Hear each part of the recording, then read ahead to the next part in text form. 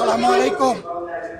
সাংবাদিক ভাই ও বোনেরা, আপনারা দীর্ঘ প্রতীক্ষায় ছিলেন, সারা জাতি প্রতীক্ষায় আছে। বহু প্রত্যাশার একটা নির্বাচন হয়েছে। নির্বাচনের ফলাফল নিয়ে আজকে আমরা কোনো কথা বলবো না, কিন্তু আমরা বুক করা আশা নিয়ে এই সংসদে এসেছি যে এই সংসদ জুলাই শহীদদের রক্তের উপর দাঁড়িয়ে আছে। আমরা অনুরোধ করেছিলাম যে এই সংসদে যারা ফ্যাসিস্ট সরকারের দূষর ছিল, যারা খুনের সহযোগী ছিল, তারা কেউ যেন এখানে কোনো বক্তব্য রাখতে না পারে। এই প্রেসিডেন্ট তিনটা কারণে অপরাধী, যার বক্তব্য এই মহান সংসদে আমরা শুনতে পারি না। প্রথম কারণ হচ্ছে তিনি সমস্ত খুনের সহযোগী ছিলেন। তার আমলে যে খুনগুলো হয়েছে, একটা খুনের বিরুদ্ধেও তিনি শাসক গোষ্ঠীর প্রতিবাদ করেন নাই। সেই খুনে তিনি কোনো ব্যবস্থা গ্রহণ করেন নাই। প্রেসিডেন্ট রাষ্ট্রের অভিভাবক হিসাবে তিনি জঘন্য অপরাধ করেছেন রাষ্ট্রের নাগরিকদের প্রতি।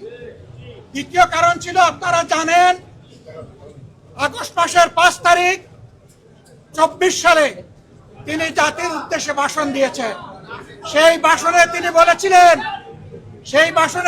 বলেছিলেন যে তৎকালীন ফ্যাসিস্ট প্রধানমন্ত্রী পদত্যাগ করেছেন এবং তিনি তা মঞ্জুর করেছেন। পরবর্তী পর্যায়ে আপনারা দেখেছেন, 2টা মিডিয়ার সাথে সাক্ষাৎকার দিতে গিয়ে তিনি তা অস্বীকার করেছেন। নতুন গল্প সামনে নিয়ে এসেছেন। তিনি জাতির সামনে মিথ্যাবাদী হিসাবে সাব্যস্ত হয়েছেন। দেশের প্রেসিডেন্ট মিথ্যাবাদী সাব্যস্ত হওয়ার পরে প্রেসিডেন্ট হিসেবে তার আর কোনো নৈতিক অধিকার থাকে না। 3 নম্বর অপরাধ তিনি করেছেন, তিনি নিজের হাতে অর্ডিন্যান্স সাইন করেছেন। এই জুলাই অভ্যুত্থানের পরে ফেব্রুয়ারির 12 তারিখ নির্বাচন হবে। নির্বাচনের পরে যারা নির্বাচিত হবেন তারা 2টা ক্যাপাসিটিতে নির্বাচিত হবেন। তারা সংস্কার পরিষদের সদস্য হিসাবে নির্বাচিত হবেন এবং তারা একই সাথে সংসদ সদস্য হিসাবে নির্বাচিত হবেন। একই দিনে উভয় শপথ একই ব্যক্তি পড়াবেন। অত্যন্ত দুঃখের বিষয়, সেই শপথ দুটো আমরা নিলেও সরকারি দল নেয়নি। তার প্রথম দায়িত্ব ছিল গেজেট প্রকাশের 30 দিনের ভিতরে সংস্কার পরিষদের অধিবেশন ডাকা। তিনি সেই অধিবেশন ডাকেন না। গণভোটে হার পক্ষে ভোট দিয়েছে 70% মানুষ। তিনি 70% জনগণকে, দেশবাসীকে অপমান করেছেন। এখানেও তিনি অপরাধ করেছেন। এই 3 অপরাধের কারণে আমরা তার ভাষণ শুনতে চাইনি এবং আমরা সরকারি দলকেও অনুরোধ জানিয়েছিলাম, স্পিকার মহোদয়কে অনুরোধ জানিয়েছিলাম তাকে যেন ভাষণ দিতে দেওয়া হয়। তারা আমাদের কথা কার্য করেন নাই। আমরা সংক্ষুব্ধ হয়ে সংসদ থেকে বের হয়ে এসেছি।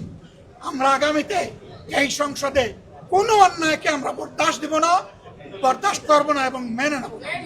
আমরা জনগণের স্বার্থের পক্ষে লড়াই করে যাব, অধিকারের পক্ষে লড়াই করে যাব। প্রিয় দেশবাসী, আমরা আপনাদের সাথে আসছি, আপনাদের অধিকারের পক্ষে আছি, আপনাদের রায়ের প্রতি আমাদের সম্মান আছে। আমরা আছি আপনাদের সাথে, আপনারাও থাকবেন আমাদের সাথে। সাংবাদিক বন্ধুগণ, আপনাদেরকে গত 1.5 বছর এই রাষ্ট্রপতি 133টা অধ্যাদেশ জারি করলো, তার সই জারি করলো। সেই অধ্যাদেশের আছে, সেই ব্যাপারে তো আপনারা কোনো বক্তব্য দেন? দফায় বক্তব্য দিই, আমরা মূল জায়গায় বক্তব্য দিয়েছি। ধরে একটা করে বক্তব্য দেওয়ার কোনো দরকার নেই।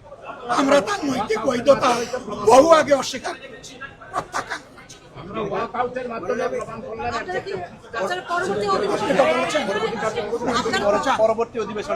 অবশ্যই আমরা জনগণের পক্ষে কথা বলতে এখানে এসেছি, জনগণের অধিকারের জন্য লড়াই করতে এসেছি।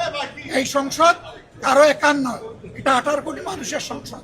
আমরা তাদের প্রতিনিধি হিসাবে অবশ্যই আমরা সংসদ